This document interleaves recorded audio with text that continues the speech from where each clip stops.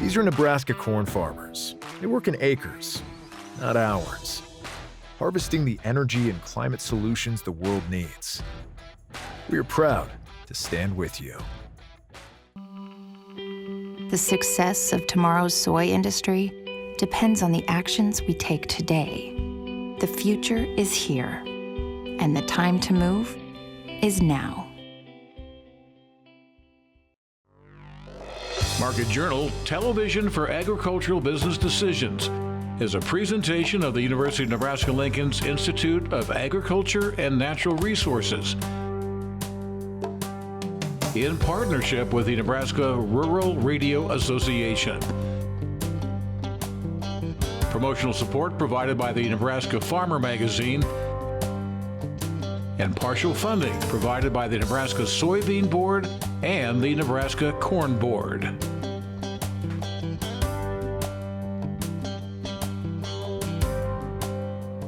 Well, hi everyone, I'm Bryce Duskett, and thank you very much for joining us today here on Market Journal.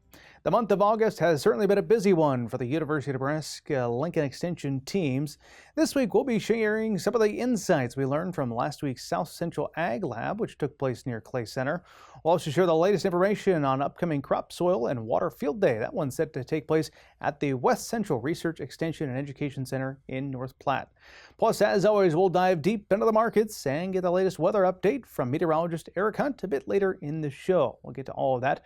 But first, we begin with a crop talk as we take a look back to last week's SCAL Field Day. Our team caught up with a pair of extension plant pathologists to get the latest information for both corn and soybean diseases as we enter the tail end of the 2024 growing season.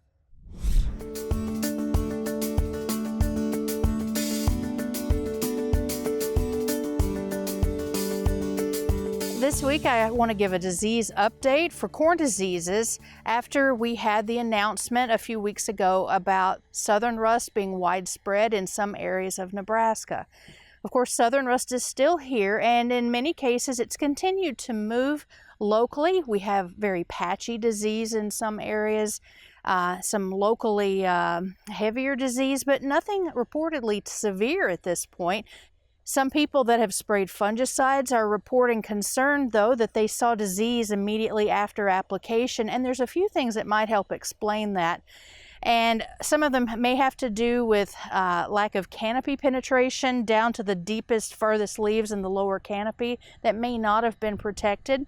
Otherwise, it's also important to remember the incubation period or latent period of the fungi that cause these diseases. It's important for us to remember that these fungi may have infected a few days before the application. Considering the incubation period or latent period may be several days, and that the curative activity of some of these fungicides is not capable of killing infections that have been there for more than about a day or so. And so if infection occurred before that, you may still see lesion development or even sporulation of rust fungi after a fungicide application. And so there are a few explanations for that. Most people should not need a second fungicide application, but if you're still watching disease severity and monitoring in case you are considering a fungicide application, especially on maybe more vulnerable fields that were later planted. And so what I would consider is watch for that disease severity. Look at the weather forecast, the recent weather and what's coming. Temperatures in the 70s would be very favorable for tar spot, which has not been a big problem for us this year. Southern rust may have slowed down during the recent cool period, but as things warm back up, we might see a little more activity for southern rust then. But we may also begin getting out of the critical period for early grain fill stages where we are in many fields here in Nebraska. So consider crop stage, and that applications made into the later dough stages and especially beyond that are much less likely to provide a return on the investment. The other disease, tar spot, we've been talking about has not been as active as what we expected either. It may become more so after the recent cool down period that we've experienced because those conditions are more favorable for that fungus. And especially in the next few weeks as we approach harvest, and we often have higher humidity and lower temperatures, then often that's when we see a spike in tar spot. And so that would be a good time to scout for that disease to know where you may see pressure the following year. It's also important for us to mention that we're still seeing a lot of bacterial leaf streak from eastern to western Nebraska. Some fields have heavy disease pressure, and it looks very alarming on some of those susceptible hybrids, but keep in mind this is bacterial. Fungicides won't stop this pathogen, and it's important to differentiate it from gray leaf spot that you might be seeing as well out there.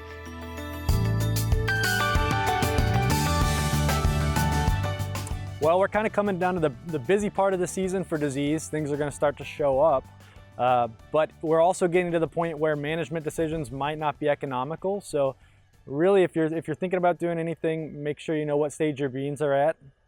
Make sure you consider how much time you have left and how full those pods are getting. So if you've got a healthy looking crop and it gets a little later in the month, it might not be worth doing anything. But right now what's showing up is white mold. We're starting to see white mold in southern parts of the state, especially in irrigated fields, anywhere from like Seward down to SCAL where we're at today. We've heard reports. We're also seeing it up north in the rain-fed parts near Concord, Wayne, places like that. So when white mold shows up this late, you really want to make those applications of fungicide earlier, around R2. We're getting into later stages where there might be a little bit of time left to go out and make something, but once those plants are infected, you're not going to save them, and it's really not going to be spreading plant to plant. It's just coming from the mushroom-like structures on the ground still. So think about that. We're also seeing Phytophthora show up late in some of the fields as well. Watch those and make good notes on those areas so you can get a good resistant variety for Phytophthora in those fields next year. They always have some great information out of the South Central Ag Lab. If you'd like to learn more about these diseases and the mitigation strategies to minimize their impact on your operation, be sure to visit and then bookmark the website cropwatch.unl.edu. Up next, we talk about another field day, that one at the North Platte West Central Research Extension Education Center. They're hosting the 20th annual Water Crops and Soil Health Field Day, and that's just a few weeks away now. Market Journal's Bill Dodd is standing by with all those details. Bill? Thanks, Bryce. This field day is going to be held on September 5th at the West Central Research Extension and Education Center in North Platte. The event will be a very beneficial experience for all area producers, and all are encouraged to attend this event and learn more about the latest agricultural practices and Nebraska Extension research. The Water Crops and Soil Health Field Day will begin with registration at 8:30 a.m., followed by demonstrations and field tours at the Research Center throughout the day. Researchers and ag experts will discuss a variety of topics ranging from weed control to water management. For local producers, because it's at the local level, right? So it's people in that region that are like near the West Central, but it is focused mostly on water, crops, and soil health this year. We're going to have field tours of current research at the West Central. It's going to include things like irrigation water management and a systems approach for weed management in soybeans, cover crops, pest management, and then the cover crops one will also include things like water use in a corn-soybean rotation, summer forage demo plots, and then cover crop variety testing results and possible impact on soil health. And then I'm going to be doing a discussion on carbon markets because that's been a real question we've had from a lot of people lately. In short, field days like this are very helpful for producers as they will have the opportunity to see the results of on-farm research firsthand, seeing with their own eyes what practices have been successful and others that have not. Now, attending field days like this may just give you some influence on how you approach the next growing season. Honestly, I look at it like the university's supposed to fail so you don't have to. At the end of the day, that's, again, I have a very biased perspective because I am a farm and ranch kid, but I would rather have a university fail and take the L than have a producer fail personally. So, I mean, a lot of that is just being able to go and see the research that's being done that's real on farm, on operation, and see what works, what doesn't. And then that just hopefully helps give producers a better idea of, I'm going to test this idea out next year. To recap, the 20th Annual Water Crops and Soil Field Day will be held on Thursday, September 5th at the West Central Research Extension and Education Center located at 402 West State Farm Road in North Platte, Nebraska, beginning at 8:30 a.m. Now, as you heard earlier, this event is free to attend and will also include a free lunch for participants. As an added bonus, participants who have an interest will receive continuing education units from the Certified Crop Advisor program. A registration for this event is required, and you can find a direct link to do so, along with this story, over on the Market Journal website. Back to you, Bryce. Alrighty, thank you very much for that information there, Bill. It certainly has been a busy month for Nebraska Extension. If you'd like to keep up with any Extension field days that might be happening in your backyard, you're encouraged to bookmark Nebraska Extension events calendar on your favorite website browser. Up next, we check in on the latest happenings in the markets, and joining the show this week is Darin Newsom with Barchart. Here's our conversation from Wednesday afternoon. Darin, it's good to see you. Thanks for joining us. I appreciate you having me on again, Bryce. Absolutely. Well, we look at the markets and we can say unchanged, not a lot happening as kind of you and I visit here in the midweek. Whatever is happening in the markets, big picture when it comes to corn, soybeans, and even wheat, it's not really going in the upward trajectory at this point, is it, Darin? Now, what we've seen here early in August is that, if we're looking at Dees corn and Nov soybeans, both markets have extended the long-term downtrends on the respective monthly charts. What's really been tanking is soybeans. We've had some good weather here in early August across the plains and Midwest. The heat died down a little bit, and we've seen more precipitation. So, that's just kind of a recipe to drop these markets. And now, where we find ourselves is that both the 24 issues, both the 2024 contracts, are testing those synthetic floors established by the spring base price, U.S. government spring base price. Corn 466, soybeans, whatever that was. Now we have the 85% levels, the synthetic floors coming in. 396 on corn and 981 on November soybeans. Both contracts have been below those. Corn's bounced back above. Soybeans look like they could come back, possibly. So it's interesting. It'll be interesting to see how we play these contracts out the next couple of weeks. Yeah, Darin, we kind of talk about whether keep their, well, for good reason, we'll keep their eyes on and pay attention to what's happening. The weather pattern, as you look across the Corn Belt, compare that to the drought monitor, it looks like a pretty darn good crop for corn and soybeans out across the region, right? Yeah, that's what I'm hearing from most folks, not everybody, but from most folks. The corn crop looks good right now. Soybean crop, for where we are in the season, it looks good as well. And we can also see this in the markets. I mean, again, we go back to the idea both, Nova beans and Dees corn have been under a great deal of pressure. This is because, traders don't see anything to be worried about. We're seeing the carry in the future spreads strengthen. So, there's just no concern in these markets right now. If we're going to see some, non-commercial short covering, particularly in the soybeans, it's going to have to come from some sort of weather change. Let's talk about the future spread. You brought that up. Walk me through what you watch closely when it comes to that spread and how you can apply that to what might be happening in the markets. Yeah, the easiest way to look at it is when we start talking about new crop. In the corn markets, we've got the Dees March, May, and May, July corn spreads. And so we can look at all of those and see, the stronger the deferred are, the stronger the carry in the market, which means the more, the higher price the deferred issues are in relation to the nearby. That tells you that the commercial side's growing more bearish than the market. They're just not willing to pay up. So they're willing to pay you more. At least it looks like it's willing to pay more down the road, but it's just more of the carry that's already in the market. So that tells us that they're bearish. That right now, when we look at the December contract and the December spreads, it's telling us they're very comfortable with what 2024 production could be. A similar situation in the soybeans as we look at Nov, Jan, March, and so on. The difference here, though, is when we get out to the May, July spreads, more so in soybeans and corn, because that's the key Brazilian spread. That's where we get a better read on what the Brazilian crop might look like. And right now, both corn and soybeans, they're still a little bit more bullish than they are for the U.S. markets in those nearby spreads. Darin, let's talk about demand, particularly for soybeans. This is we're getting into the time where a lot of boats should be loaded up and headed outside of the U.S. with U.S. beans. Are we seeing that happen?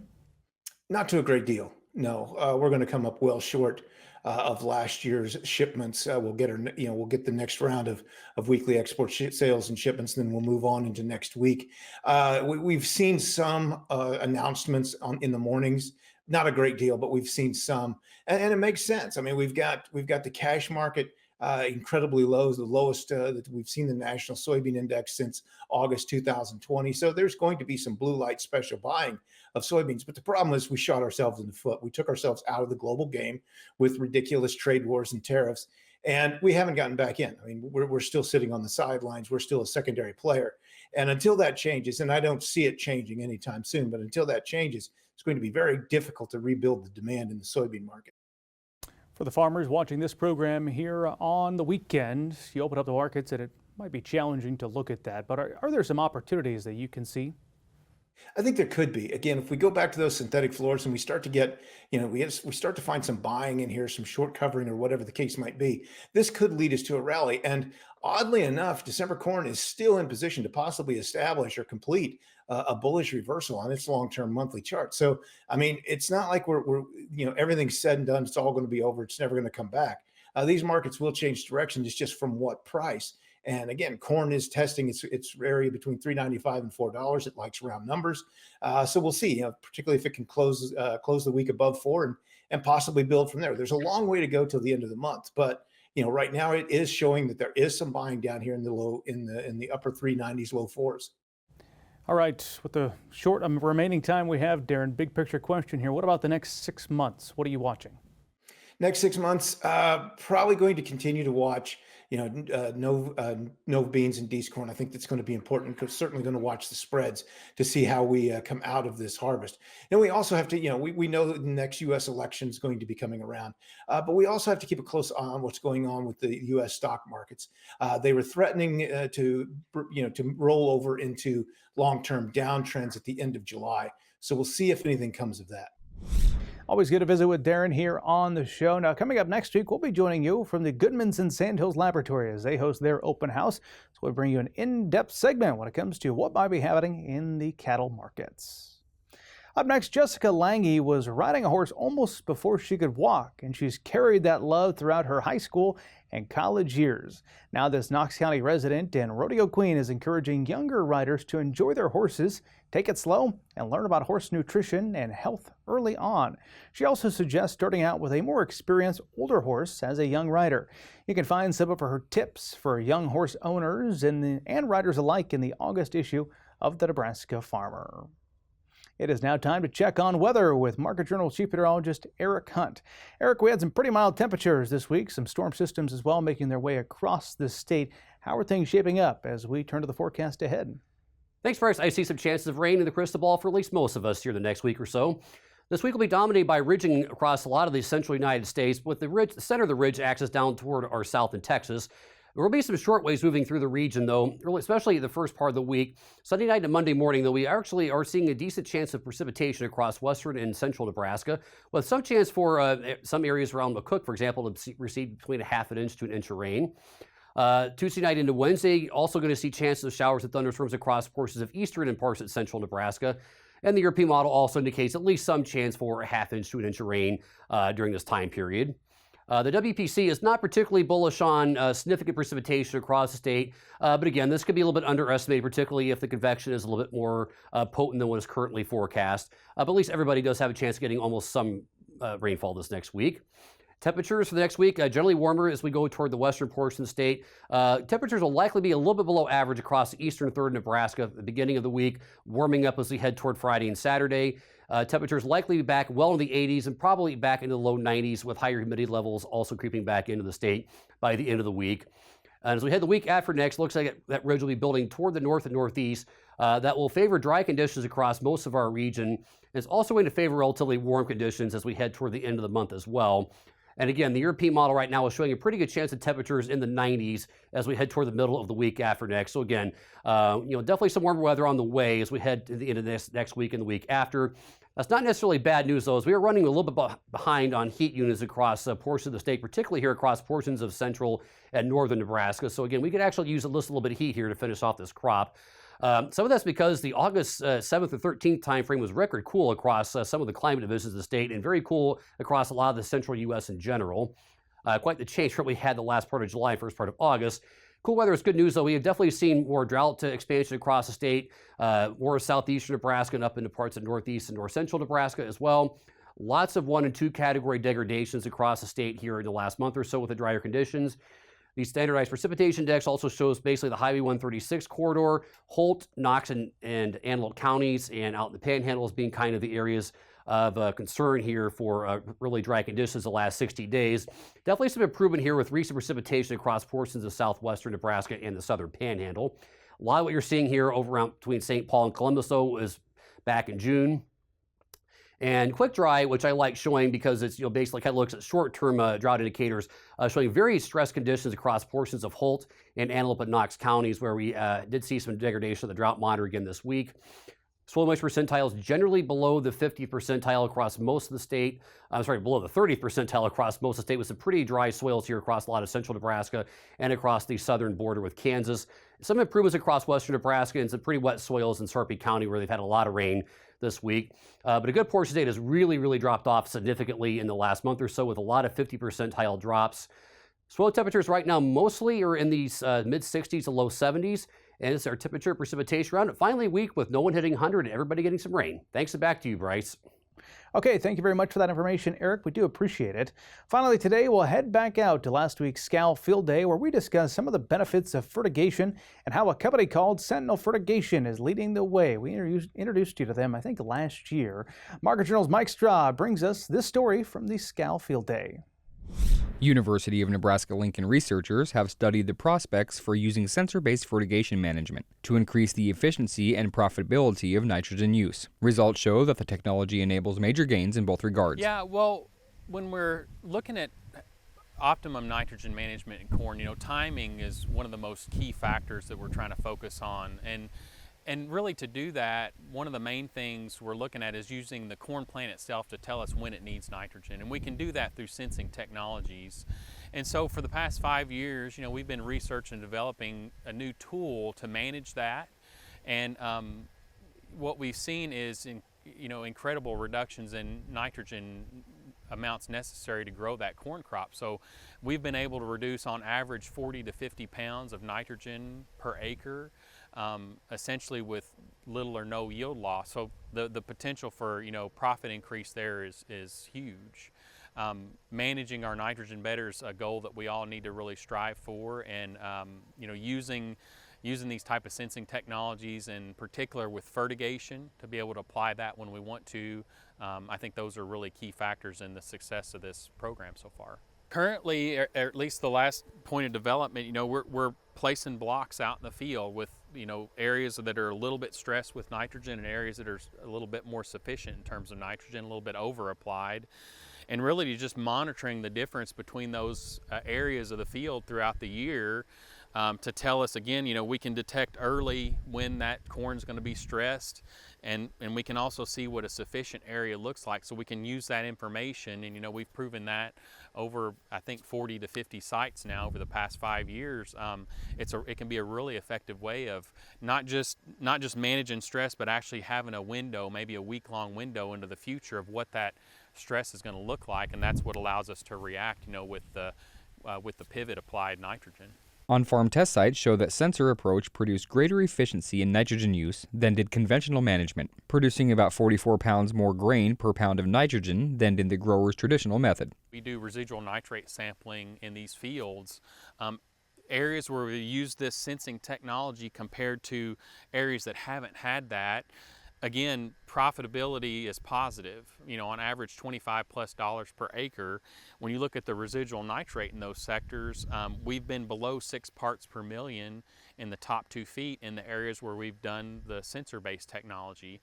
In the areas where we haven't, it's been greater than 11 or 12 parts per million. So over time, the hope is that we can manage this effectively, increase or maintain profitability where we're at today, and reduce the groundwater levels of nitrate over time. The key part of it is if someone's already fertigating. We know that more and more people are interested in fertigation just from visits with the natural resource districts.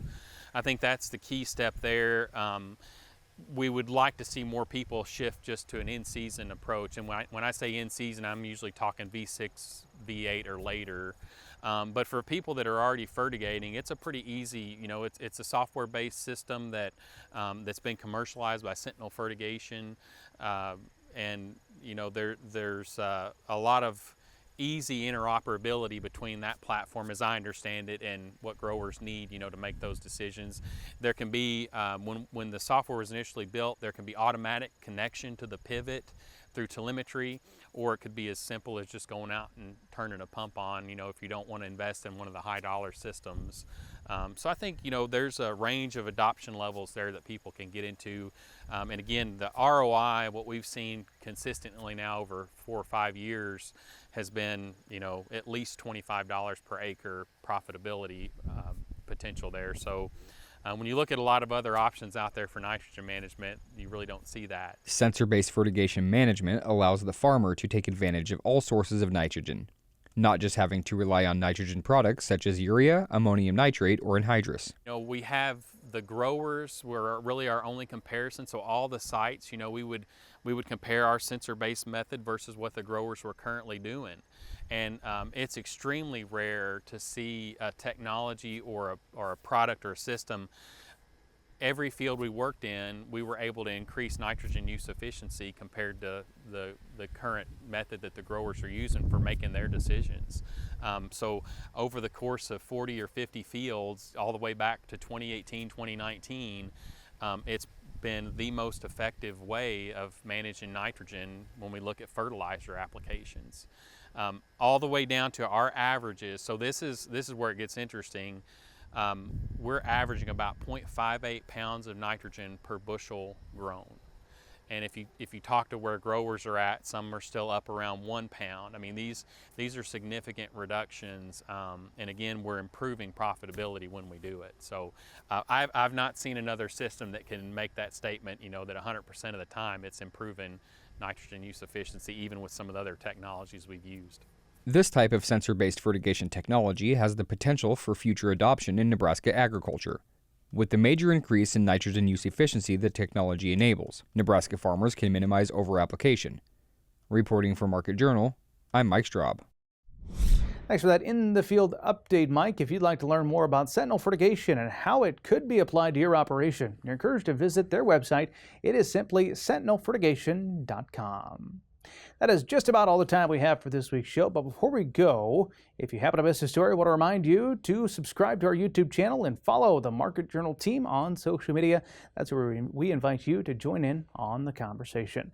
Happening next week, we'll be out in the Sandhills for the 25th Annual Goodmanson Sandhills Laboratory Open House. Now, if you're planning to attend and you happen to see one of our team members out there, feel free to stop in and say hi. We sure appreciate when you do. Hope to see you back here next time. But until then, I'm Bryce Duskett, wishing you a safe and productive week. Join Market Journal online at marketjournal.unl.edu. You can also follow us on Twitter, Instagram, and Facebook. Promotional support is provided by the Nebraska Farmer Magazine. Market Journal is produced by the University of Nebraska-Lincoln's Institute of Agriculture and Natural Resources.